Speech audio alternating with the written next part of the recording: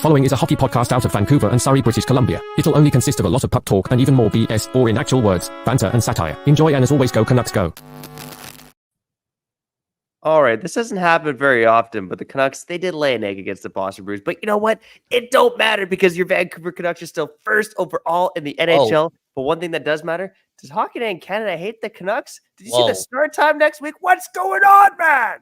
Next week in 2 weeks, man. Let's do this. You're Locked On Canucks, your daily podcast on the Vancouver Canucks. Part of the Locked On Podcast Network, your team every day. Sorry, buddy. I was blinded by anger, but now I'm back, okay? Welcome to Locked On Canucks. My name is Trevor Beggs, Canucks writer for Daily Hive Vancouver, and also the co-host here of Locked On Canucks. Before we dive into the show, we got to thank you for tuning into Locked On Canucks because it is your team every day, part of the Locked On Podcast Network. If you haven't done so already, make sure you go subscribe or follow us for free on YouTube or wherever you listen to podcasts. Coming up on today's episode, we won't talk too much about last night. We're going to do some looking forward. And speaking of looking forward, we saw the start time for Bruins Canucks in 2 weeks from now. And it has us a little bit rattled, okay? So we'll talk about the potential rematch and whether Hockey Night in Canada hates the Vancouver Canucks, man, because this is the show with the West Coast bias, and I feel like there's too much East Coast bias going on out there in other parts of the country. I don't care if it's on the East Coast, man. It's just way too heavy on that East Coast bias. Speaking of the East Coast, there's a guy out there on the East Coast, Rasmus Ristolainen, playing with the Philadelphia Flyers. Rumored that the Canucks have interest in him.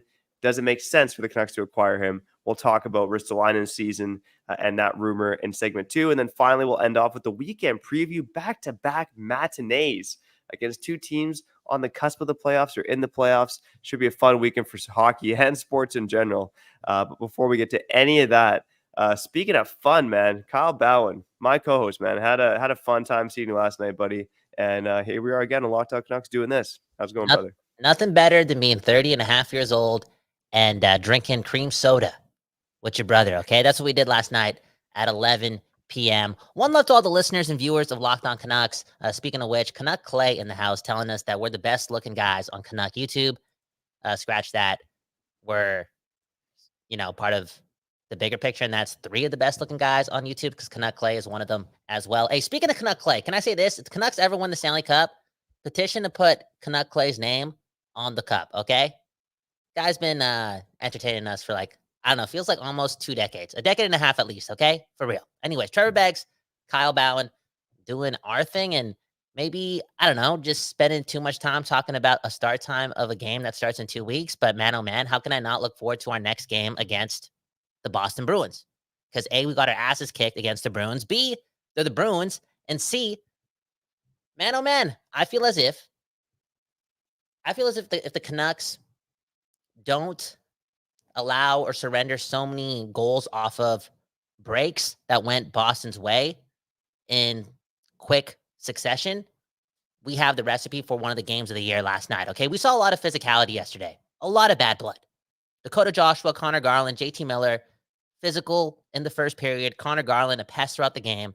I know we got our asses kicked, but those things kind of get the gears going when, again, I think of meaningful games, real hockey games, playoff hockey, or, again, real good games against top of the league competition. And Boston, again, is in Vancouver in a couple of weeks, and that game is at 4 o'clock Pacific Standard Time.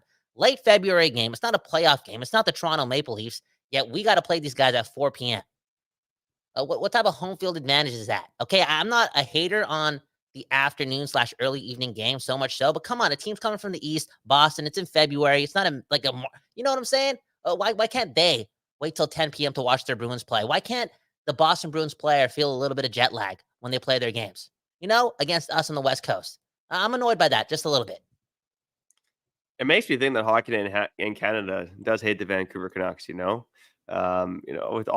when Toronto's here, sometimes even when Montreal's here, you get those 4 p.m. starts trying to appease the East Coast of Canada. But come on, the Bruins get the 4 p.m. start. And I know people on the East Coast are going to be like, well, what helps us watch the games is on a 7. It don't matter. This is the Vancouver Canucks on Hockey Night in Canada against an American team, okay? Mm-hmm. I don't want to hear any of that, bias towards East Coast. The West Coast bias, Kyle, you're right. The Bruins, I think they should be feeling a little bit of jet lag and a little bit of Come on. extra controversy while facing the Vancouver Canucks. Now, that being said, the Canucks are going to get the easy road per se against the Boston Bruins. And in general, I can't wait for that rematch because, I think the Canucks are allowed to have an off night. It was a rare off night, right? It was definitely an off night. Like, you talk about the physicality. It was an the off line had some night. chances. It wasn't. I'm sorry to cut you off. You lagged a bit for me, but it was an off night. But it was also random. Like the goals that the Bruins scored, of course, they came on breakdowns and good teams. They create breakdowns, and when teams are having bad games, they make their own breakdowns. Like things happen. I get it, but everything went in for the Boston Bruins in 21 minutes. Everything, and that's kind of a rarity against Thatcher Demko. And I don't think that's gonna really happen again or often by this time in the end of the season. And I really don't think that's gonna happen again when Boston comes to Vancouver in a couple of weeks. And because of that, I'm just excited for this. I think we're reaching a point where we're gonna see many games of the year, quote unquote, happen for our eyes. And just again, for some reason, it feels so special and it feels so new because it's been a while since games A mattered and B were constantly full of emotion. And again, we get the Bruins, we get a lot of games against the Kings. We still have one more game against the Oilers. We have a bunch of games against the Golden Knights. Like hockey is about to be really, really, really, really, really, really, really fun again. And I think yesterday when I hopped on live right after the 4-0 loss, I was still a little optimistic, a little bit more jolly than I've ever been post ass kicking in any sporting event. But again, I think just that having that need filled in my life for meaningful games being a true thing, I'm in a good place, man. And I don't think that's going to happen again, especially against the Bruins in a couple of weeks. And we're going to get one of the games of the year. I mean, let's hope so. And, I wouldn't say there's a lot of cause for concerns about the Canucks because, again, they played so well recently, right? But if you do want to have a tiny, I don't even want to use the word seeded out, but a tiny cause for concern, it's like, okay, they played the Bruins and they put up a terrible performance. One of their other worst performances was against the Golden Knights. They also didn't look great against the Colorado Avalanche. Like this is the cream of the crop of the league right here that you want to see the Canucks having success against, right? And sure, they've had good games against the Rangers, the Stars, the Lightning, some good and bad against the Leafs, right? So, and obviously the Oilers, they kick their asses. Had to mention that here on Locked On Canucks, home of the West Coast bias. But again, down the stretch here with some tough games, you really want to see the Canucks show up. They did not show up last night. Whoa. I know there's some randomness, Kyle, last night, like you said. Randomness. But at the end of the day, the Canucks didn't really generate much at all in terms of their own chances, right? It was sloppy. The Bruins, to their credit, I think did a great job shutting down the Canucks. But I think just moving forward, that's what I want to see is, A, the Canucks showing up against good teams, and B, Hockey Night in Canada not giving the East Coast the benefit of the doubt, man. Unbelievable, man. Bruins, yeah, I'm still mad about that, late night 7 p.m. start, man. It's okay. At least you get to go to bed early, right? I don't know, man. It's one of those things, Vancouver, even they're never going to be treated like super special, by the schedule makers and whatnot. It is what it is. Now, again, last night, just a weird game. Right after the opening draw, I think Dakota Joshua has a little breakaway, misses it. He draws, I don't know if it was him who drew a penalty, but we got a power play right after that. And boom, 5 seconds later, Thatcher Demko makes a mistake and Marchand scores. Then they score another shorthanded goal in 10 minutes. It was just random. One of those things. But I don't think they didn't show up completely. I mean, Mr. Whale, he's saying it. It's not that we lost, it's that we didn't show up. Again, when I see Thatcher Demko, not Thatcher Demko, when I see Connor Garland being a pest the whole game, when I see Dakota Joshua laying the body, there was one shift, JT Miller, who played a horrible first period offensively. That being said, there was one shift where he laid the body twice, took one penalty. There's some emotion there. There's some care there. And I'm going to take those little things. Again, didn't result into victory. Again, JT Miller played horrible in the first period offensively. I know those things are true. But again, as a hockey fan and us being this ahead in the standings, I don't know. I have a tough time being overly pessimistic and overly negative after the game. And I'm having an easier time just taking those little things and moving forward again with a whole bunch of games that mean something. And my hockey love, my hockey mojo is coming back. And we're blessed, man, to be Canucks fans right now. 100%, man. If I'm going to make one more critique about last night before we get to the other side here, I want to see Höglander on that top line, and I'm going to keep saying it till it happens. I thought Mikheyev, when he had the puck on his stick, chances went to die a little bit. I want to see Höglander on the top line. Give me the all-Swedish connection with Pettersson, Lindholm, and Höglander. Let's go, baby. Look at this. Canuck Clay, the insider on Locked On Canucks, he said, did some line shuffling today at practice. Rick Tocchet, that is. Miller is skating with Lindholm. That's all we know. What do you mean that's all we know? Are those guys the only ones practicing today? Unreal, man. Mind games, dude. Okay, so you want to see Höglander bumped up the lineup, and now we're possibly seeing already a breakup of the duos in the top six, right? Elias and Elias, they're supposed to be this thing. Besser and Miller consistent. Boom, bam. We're going into the weekend, a couple matinee games.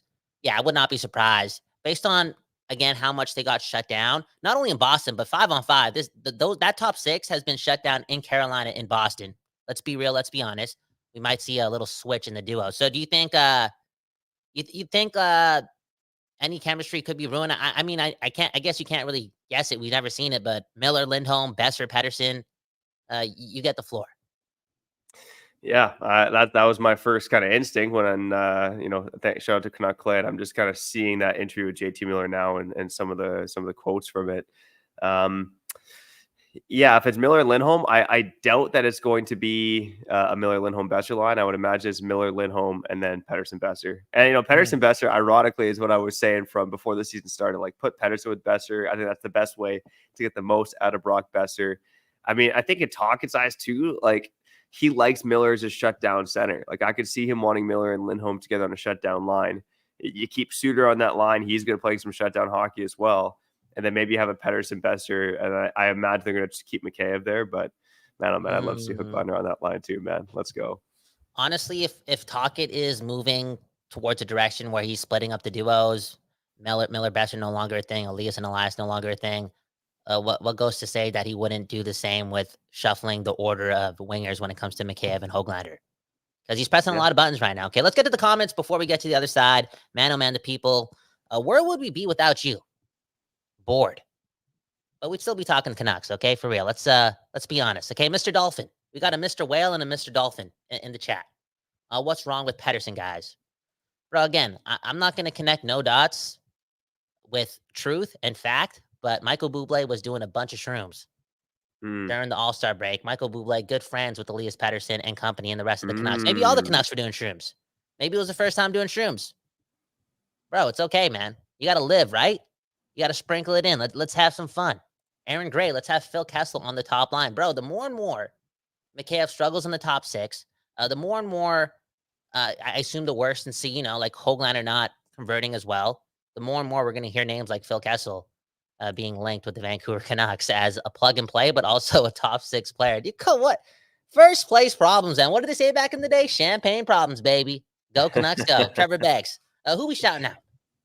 All right. On the other side, we'll talk about Rasmus Ristolainen and whether or not he could fit in with the Vancouver Canucks. Hey, no spoilers on how we feel. Hear how we feel, though, on the other side. Before we get to that, I got to shout out eBay Motors. Passion, drive, and patience. That's what brings home the winning trophy, and it's also what keeps your ride or die alive.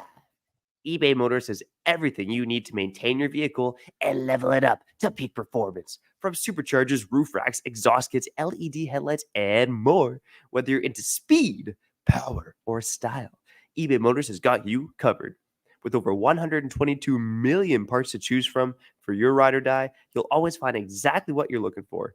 And with eBay Guaranteed Fit, your part is guaranteed to fit your ride every time, or your money back. Big promise from the boys over at eBay Motors, the boys and the girls. Because, hey, with eBay Motors, guess what? You're burning rubber, not cash, baby. With all the parts you need at the prices you want, it's easy to turn your car into the MVP and bring home that win.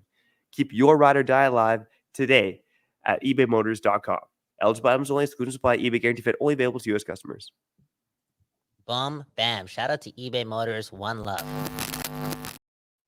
Are you shouting out the other ad right now, or are you going to wait till after, man? Oh, it's after. It's after. Okay. Locked On Canucks coming back in 1, 2, 3, 4, 5.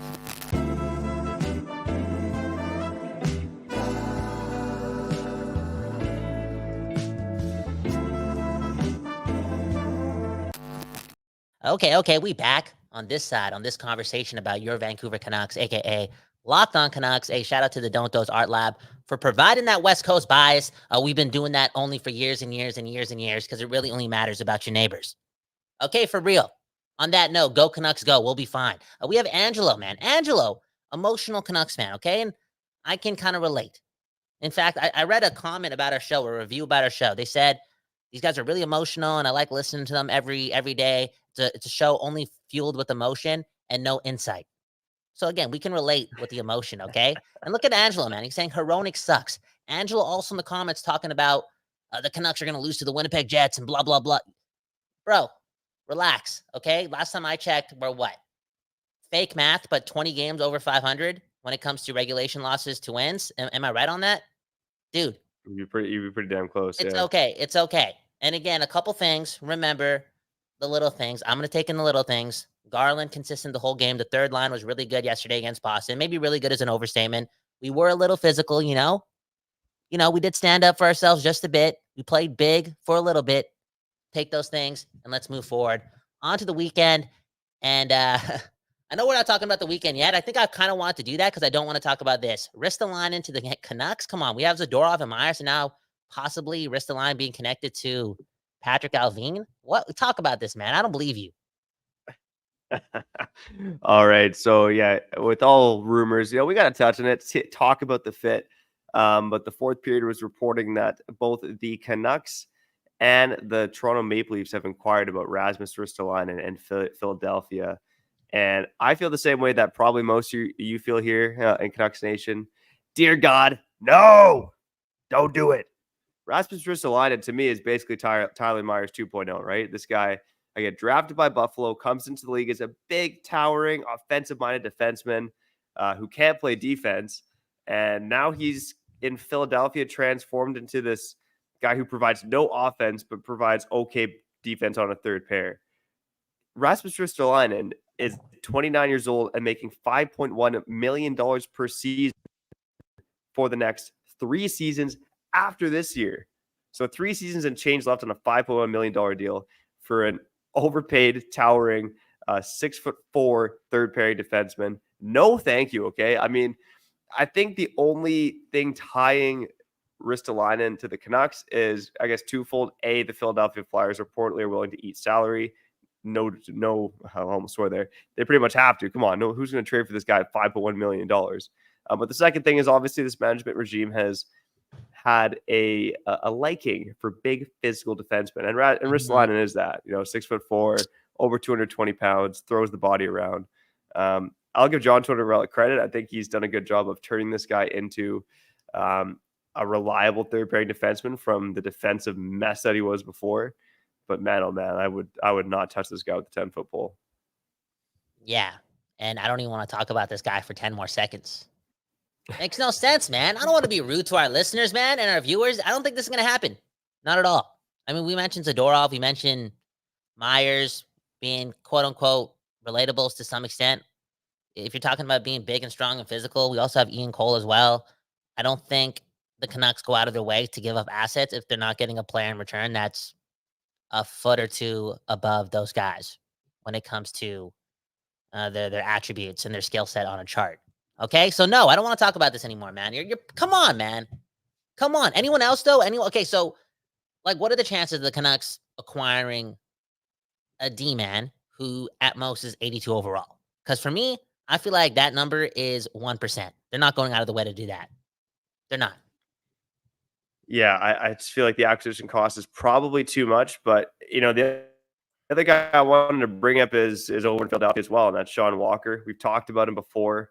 Sean Walker is on a very intriguing contract.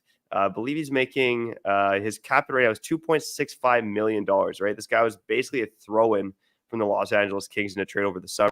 And he's been rock solid, man. Kyle, I know you like the NHL numbers. And Sean Walker, let me see if I can pull his up. But I don't know if you've noticed on Cap Friendly, but they basically have like a rating system for guys to kind of tell you exactly where they fit in. They're really high on Ristolainen. They have him as a second pairing defenseman at 84 overall. I mean, oh my God, man, that's just not the case. Whoa. But Sean Walker, to me, right shot D, kills penalties, fairly cheap contract, but you're probably paying somewhere close to a second round pick. Yeah. Maybe even a first, right? Depending on what the bid goes for. So yeah, and that from that point of view, I don't think it gets done, but he's got the low cap it where theoretically it could get done. Yeah. Okay, so I think you just answered my question. Okay, I told you, like, what are the chances of the Canucks trading for somebody who's at most an 82 overall? You immediately walked over to this Walker guy, and from what I've heard, this Walker guy is like 85 overall, 84 overall, playing on a contract here, pretty solid defenseman, maybe an 83 overall.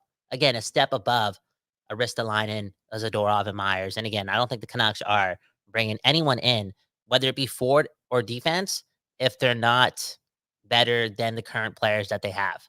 Because remember, man, the Canucks over the last 2 seasons have traded a lot of draft picks, Like they made moves. They made moves. Hronek, Zadorov, and Lindholm. So it makes no sense for them to give up even more assets if they're not actually bringing in like some top end talent. And it has me just circle back to a name that's no longer connected with the Vancouver Canucks. I think that's somewhat confirmed, maybe, but that's Frank Vetrano. I heard that it's not going to happen. Frank the Tank. I heard that's going to not going to happen. And then Chris Tanev, which again, they're like the top tier guys on the trade list. And, typically you're one of those top teams going into the deadline. And more often than not, that means you already have some top end talent, which is true. And the Canucks even brought in some more top end talent. So you really only see teams like this trade for like, not to always bring up 2011, but like the Higgins, the Lapierres, the fill-ins. And the floor of this team, okay, go ahead. I'll just say I was thinking too about Sean Walker a little bit more. One reason why I think Philadelphia could trade him, and again, maybe you get him for a third and a prospect too, right? Like if you're willing to deal one of the prospects from your system, because Philly is a rebuilding team. Like they want young assets. They don't necessarily just want draft picks.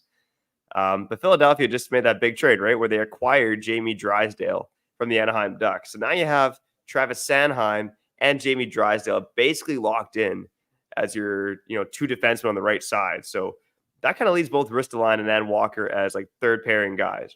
I know Walker's hasn't been for the most part, has been playing second pairing minutes, but Drysdale would theoretically be the long-term answer there. And even looking at Sean Walker's ice time over the past few games, he's, quite a bit below almost 20 minutes a night he was averaging earlier this season. So I think the Jamie Drysdale trade that the Flyers made has maybe changed their mentality and makes me think that Sean Walker is, at least somewhat expendable for sure.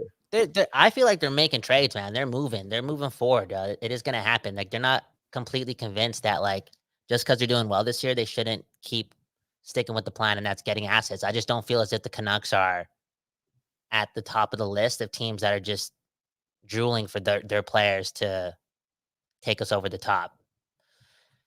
Yeah, and I think the acquisition cost for Walker's not too big, but I think they'd rather get Tanev, okay? Anyways, enough Philadelphia Flyers talk, man. Locked on Flyers, bro.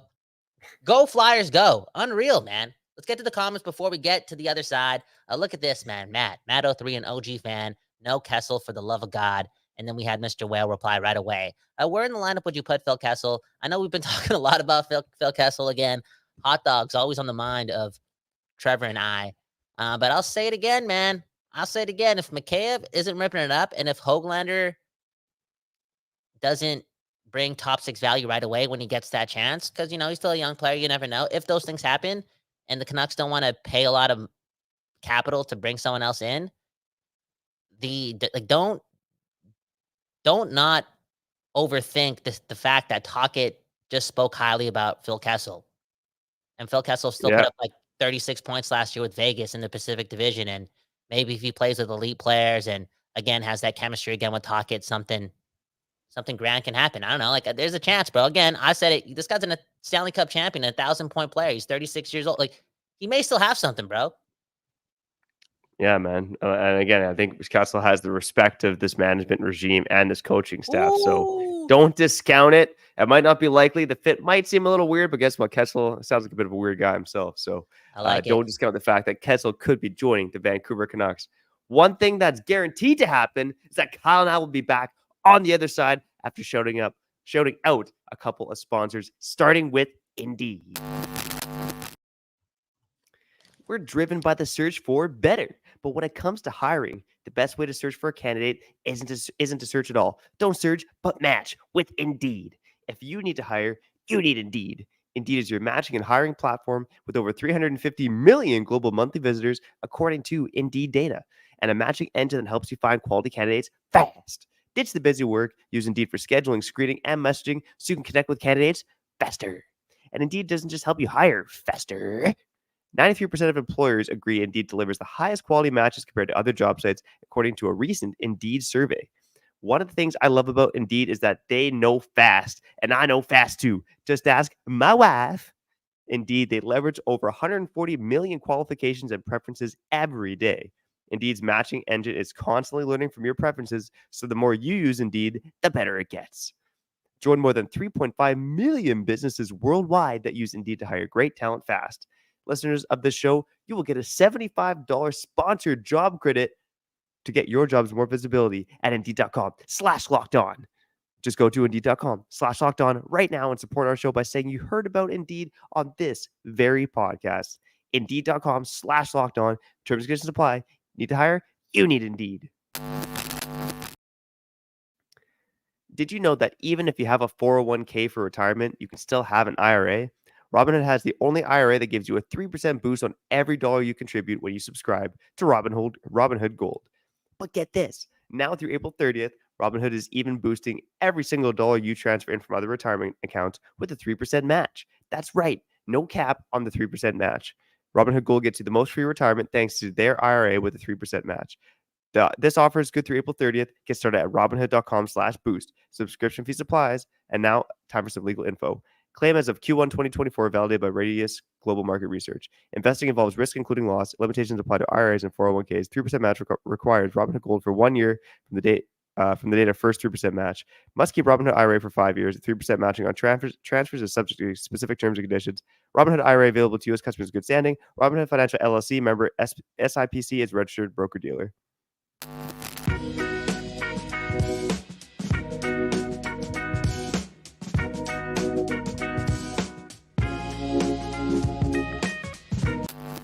Okay, we back on Locked On Canucks. My name is Kyle Bowen. That right there is Trevor Beggs. One love to Robinhood for doing its thing, man. Possibly saving the day again. Real talk. Beggsy, man. So much to talk about. So much to go through still on this program. Because the fans are emotional, man. They're emotional, man.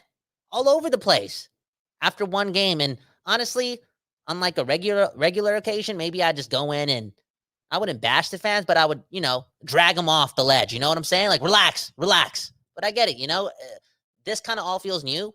And coping with your emotions after losses, a.k.a. being resilient and composed, it's going to take time for everyone to kind of be like that. And I think everyone should be like that because, again, this team is first in the league. They've been resilient all year.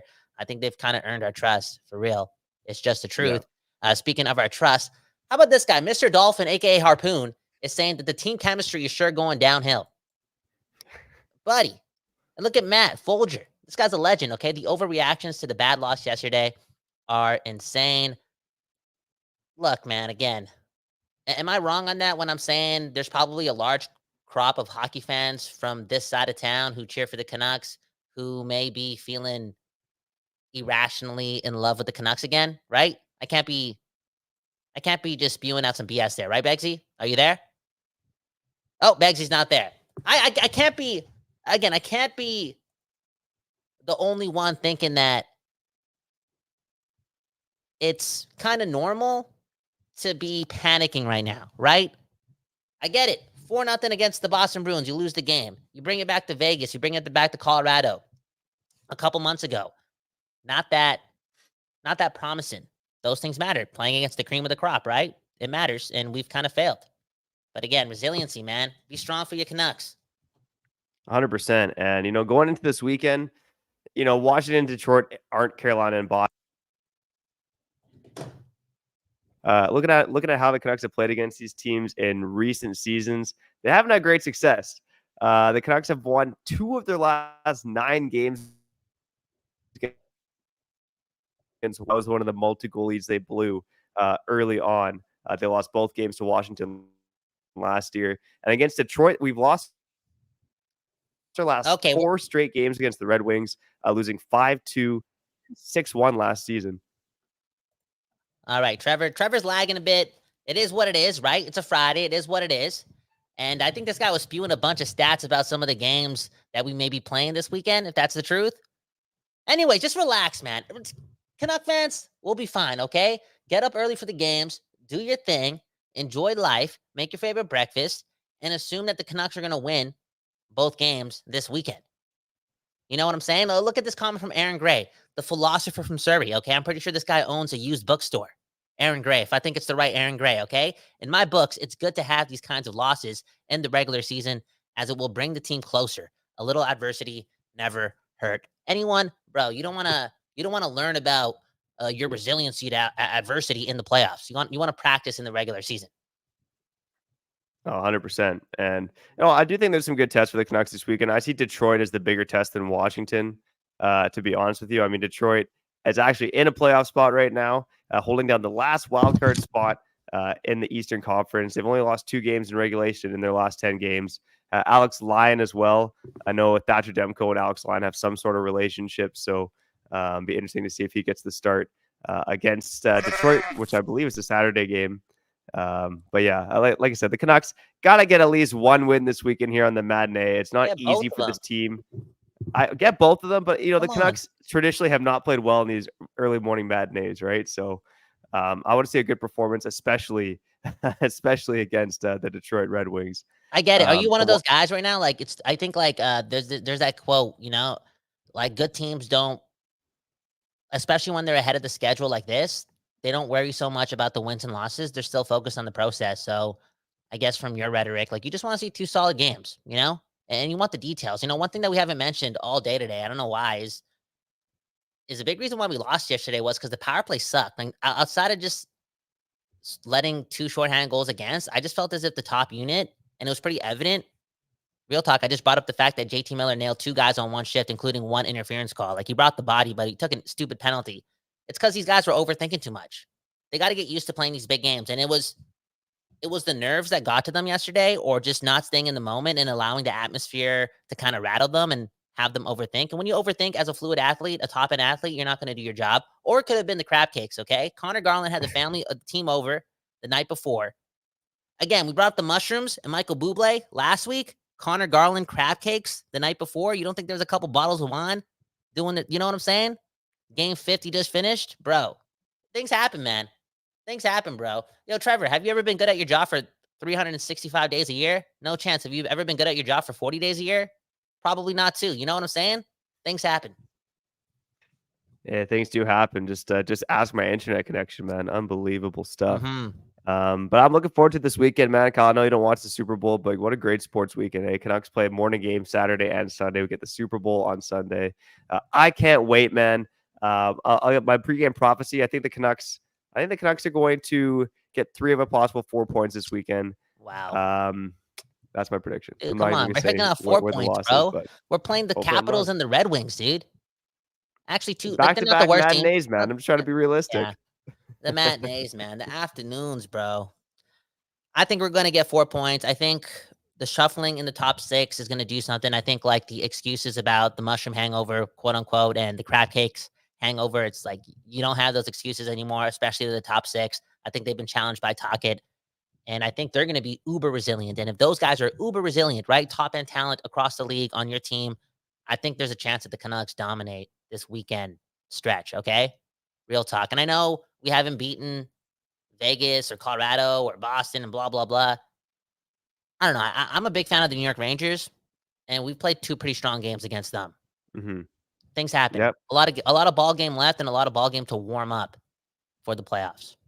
Yeah, I know this team beat the Florida Panthers twice. They beat the Carolina Hurricanes twice. They've played well against good teams, but I just want to see more of it moving forward. Let's get out of here, okay? The weekend is here. Locked On Canucks, baby. Your team every day. We'll have you covered for whatever happens this weekend with the Detroit game, the Washington game, and everything else happening next week. Come on, man. We're in the stretch drive, baby. Let's go. Kyle, anything to say to the people before we get out of here?